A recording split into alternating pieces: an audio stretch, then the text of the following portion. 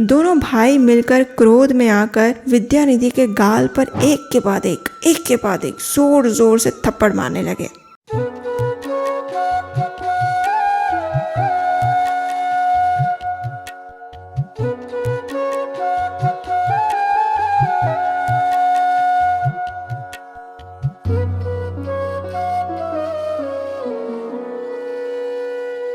हरे कृष्णा। सर्दियां शुरू हो चुकी है। हवा की शीतल लहरों के साथ थोड़ी गर्म चुस्कियां लेने का मन किसे नहीं होता।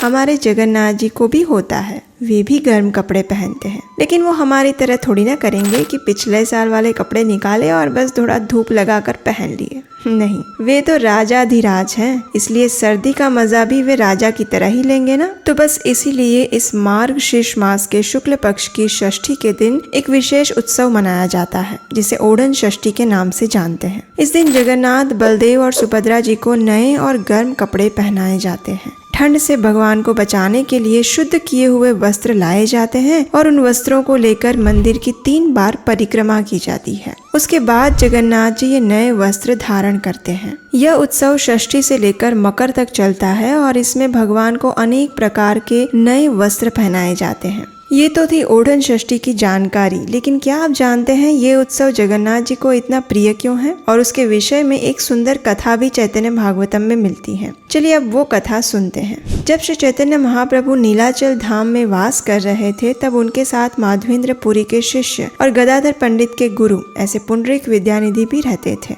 वे श्री चैतन्य महाप्रभु के अंतरंग पार्षद स्वरूप दामोदर के परम मित्र भी थे। जगन्नाथपुरी में रहते हुए विद्यानिधि और स्वरूप दामोदर अक्सर साथ में भगवान जगन्नाथ के दर्शन करने के लिए जाया करते थे। दोनों कृष्ण कथा के मधुर रस सागर में गोता लगाते और उसका आस्वादन करते। इस प्रकार दिन महीने बीतते रहे। एक दिन मार्गशीर्ष मास के शुक्ल षष्ठी का दिन आया, यानी ओढ़न षष्ठी। अब इस दिन जगन्नाथ जी को शीत लहरों से बचाने हेतु नए गर्म वस्त्र पहनाने का अवसर था। तो श्री चैतन्य महाप्रभु भी इस दिव्य उत्सव का दर्शन करने के लिए अपने सभी पार्षद समूह के साथ मंदिर में आए हुए थे। चारों ओर मृदंग, मुहरी, शंख, दुंदुभी, काहाल, ढाक, दगड़, काड़ा इत्यादि वाद्य यंत्र बज रहे थे और जगन्नाथ जी को नीले, सफेद, पीले इत्यादि मुक्ता जटित सुवर्ण युक्त अनेक प्रकार के वस्त्र प्रदान किए जा रहे थे। वस्त्र अर्पित करने के बाद जगन्नाथ जी को पुष्प माला, पुष्प कंकण, पुष्प अलंकार इत्यादि से सजाया गया और फिर अंत में गंध, पुष्प, धूप, दीप इत्यादि से उनकी पूजा की गई। अब देखिए, इस दिन जो वस्त्र जगन्नाथ जी को पहनाए जाते हैं वे वस्त्र मांड युक्त होते हैं। इस प्रकार जगन्नाथ जी को मांड युक्त वस्त्र पहना हुआ देखकर विद्यानिधि के मन में संशय आया। उन्होंने स्वरूप दामोदर से कहा, मुझे एक बात समझ नहीं आ रही है कि ये जगन्नाथ जी को मांड युक्त वस्त्र बिना धोए हुए क्यों पहना रहे हैं ये लोग। इस प्रदेश में तो श्रुति, स्मृति इत्यादि जानने वाले इतने लोग हैं, फिर भी भगवान को ऐसे मांड युक्त वस्त्र पहनाने का क्या उद्देश्य है? तो स्वरूप दामोदर ने उत्तर दिया, देखो ये नीलाचल धाम है, यहाँ श्रुति स्मृति से संलग्न कोई दोष नहीं लगता। इस उत्सव में हमेशा से ही ऐसा होता आया है और ये स्वयं जगन्नाथ जी की ही इच्छा है, इसलिए हो रहा है, वरना अभी तक राजा ने ये विधि बंद ना करवा दी होती। तो विद्यानिधि कहते हैं, अच्छा ठीक है, भगवान की इच्छा है तो फिर भगवान को ये सब करने दो ना, उनके सेवक क्यों कर रहे हैं? ये सब जो पूजा पंडा, पशुपाल, पड़ीछा, ये सब जो जगन्नाथ जी के सेवक हैं वो सब ऐसे अशुद्ध वस्त्र क्यों पहन रहे हैं? जगन्नाथ देव तो परम ईश्वर और ब्रह्म है, तो उनके लिए भी कुछ करना ठीक है, लेकिन ये सब क्या इनको नहीं पता कि मांड युक्त वस्त्र को हाथ लगाने के बाद हाथ भी धोने पड़ते हैं? ये सब बुद्धिमान लोग ऐसा क्यों कर रहे हैं? और फिर ये राजा भी मांड युक्त वस्त्र सिर पर धारण कर रहा है, ये क्या बात हुई बताओ जरा। विद्यानिधि के सवालों को सुनते हुए स्वरूप दामोदर ने उन्हें समझाते हुए कहा, देखो भाई, इस ओढ़न यात्रा में कोई दोष नहीं है। यहाँ विधि और निषेधों का इतना विचार नहीं किया जाता। जो जगबंधु की इच्छा वही सर्वोपरि नियम, चाहे वो शुद्ध हो या अशुद्ध। स्वरूप दामोदर ने विद्यानिधि को अनेक तर्कों से समझाने का प्रयास किया, लेकिन फिर भी अंत में विद्यानिधि ने अपना तर्क देते हुए कहा, अरे भाई ठीक है, जगन्नाथ जी परम भगवान हैं, लेकिन ये सब पंडे जो भगवान के सेवक हैं, क्या वो भी अपने आप को भगवान समझने लगे हैं क्या? लगता है ये सब भी ब्रह्म रूप अवतार बन गए हैं। इस प्रकार जगन्नाथ जी के सेवकों के आचरण पर हंसते हुए मजाक उड़ाते हुए वे रास्ते में जाने लगे और अपने अपने घर चले गए। अब देखिए, श्री चैतन्य महाप्रभु तो स्वयं भगवान हैं। जय गौर से कृष्ण से जगन्नाथ, तो उनसे ये बात छिपी कैसे रह सकती थी। और फिर भगवान अपने भक्तों को कभी कभी भ्रम में डाल देते हैं और फिर खुद कृपा करके उस भ्रम को दूर भी कर देते हैं। तो बस पुंडरीक विद्यानिधि के साथ भी ऐसा ही कुछ हुआ।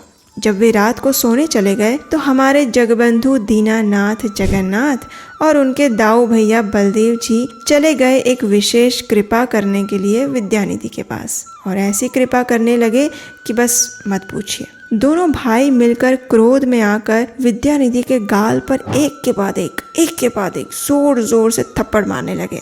थप्पड़ इतने जोर से लगे कि विद्यानिधि के गाल सूज गए। दुख से पीड़ित विद्यानिधि कृष्ण को पुकारने लगे, हे कृष्ण, रक्षा करो, क्षमा करो। फिर दोनों भाइयों के चरणों में गिर पड़े और कहने लगे, अरे स्वामी, किस अपराध के लिए आप मुझे इतना मार रहे हो। तो जगन्नाथ जी ने क्रोध में कहा, अभी भी तू पूछ रहा है अपराध? तू तो अपराधों की खान है। मेरी और मेरे सेवकों की जाति नहीं है। तू बड़ा ज्ञानी पंडित हो गया है। हाँ, बताना जरा मुझे। अगर इतना ही प्रकांड पंडित है और श्रुति स्मृति पढ़ के आया है तो यहाँ अज्ञानी लोगों के बीच में क्या कर रहा है? भाग जा यहाँ से। ये ओडन षष्ठी की यात्रा मैंने निर्धारित की है और तू इसमें कमियां निकाल रहा है। एक तरफ मुझे ब्रह्म रूप में स्थापित करता है और दूसरी ओर मांड युक्त वस्त्र पहनने पर मेरे और मेरे सेवकों की निंदा और मजाक करता है। लज्जाहीन। और फिर ऊपर से पूछता है मेरा अपराध क्या है। रुक, अभी तुझे बताता हूँ क्या अपराध है तेरा। इतना कहकर जगन्नाथ जी ने फिर से विद्यानिधि के गालों की धुलाई शुरू की। विद्यानिधि अपना सिर पटकने लगे और चरणों में गिरकर जगन्नाथ जी से क्षमा याचना करने लगे। अरे रे प्रभु, मुझ पापी का अपराध क्षमा करिए, मुझे क्षमा करिए प्रभु। मैं अपनी हार स्वीकारता हूँ। कृपया मुझे अपनी शरण दीजिए। जिस मुख से मैंने आपके सेवकों की निंदा की, उस मुख को आपने अच्छे से शास्ति यानी सजा प्रदान कर दी है। आज मैं धन्य हो गया। जो दंड के रूप में मुझे आपके श्री हस्त का स्पर्श हुआ प्रभु, मैं धन्य हो गया। थोड़ी देर में जगन्नाथ जी वहां से चले गए और तब तक सवेरा हो चुका था। जब विद्यानिधि स्वप्न से बाहर आए तो उनके गाल सच में सूजे हुए और लाल हो चुके थे। गालों पर उंगलियों की अंगूठियों के कारण चोट भी लगी हुई थी। हर रोज की तरह स्वरूप दामोदर जगन्नाथ जी के दर्शन करने जाने के लिए विद्यानिधि के पास आए। जब उन्होंने देखा कि विद्यानिधि अभी तक उठे नहीं हैं, तो उन्होंने कहा, अरे भाई, क्या हो गया? आज दर्शन करने नहीं जाओगे क्या? स्वरूप दामोदर ने विद्यानिधि से पूछा। तो विद्यानिधि ने हंसते हुए कहा, अरे भाई, अब मेरे सारे संशय दूर हो गए हैं। कल जो मैंने मांड युक्त वस्त्रों के लिए जगन्नाथ जी के सेवकों की निंदा की थी, उसकी अच्छी खासी सजा मिल चुकी है मुझे। गाल इतने सूज गए हैं कि ना तो मैं अच्छे से बात कर पा रहा हूँ और ना किसी को मुंह दिखाने लायक हूँ। और फिर इतना कहकर उन्होंने स्वप्न वाली सारी बात स्वरूप दामोदर को कह सुनाई और दोनों लोग हंसने लगे। स्वरूप दामोदर ने कहा, सुनो मेरे भाई, ऐसा अद्भुत दंड ना तो मैंने कभी सुना न देखा। स्वप्न में आकर साक्षात भगवान ने सजा दी है। अद्भुत है। अधोक्षज की लीलाएं अद्भुत है। और इस प्रकार दोनों कृष्ण कथा और गुणगान करने में व्यस्त हो गए। क्या आपको जगन्नाथ जी की ये लीला अच्छी लगी? तो फिर आप क्या अपने इस चैनल को सब्सक्राइब करिए ना। क्या सोच रहे हैं? अभी सब्सक्राइब कीजिए और बेल आइकन भी दबाइएगा। अगर आप चाहते हैं कि जगन्नाथ जी आपके भी स्वप्न में नहीं बल्कि वास्तव में आपके घर पर आए, तो अभी जाइए हमारी वेबसाइट नीलाचल.com पर, जहां भक्तों के हाथों से तैयार किए गए हैं ये विशेष हैंडक्राफ्टेड जगन्नाथ जी। ये न सिर्फ हार्ड बाउंड मटेरियल से बने हैं बल्कि ये वाटर प्रूफ भी है और उनके आगमन से आपके घर में सुख और शांति के साथ समृद्धि भी अवश्य आएगी। उनकी कृपा को निरंतर प्राप्त करते रहने के लिए अभी आमंत्रित कीजिए जगन्नाथ जी को अपने घर पर। याद रहे, नीलाचल.com। आपको ये जगन्नाथ कथा कैसी लगी, ये हमें नीचे कमेंट बॉक्स में बताइएगा। हरे कृष्णा।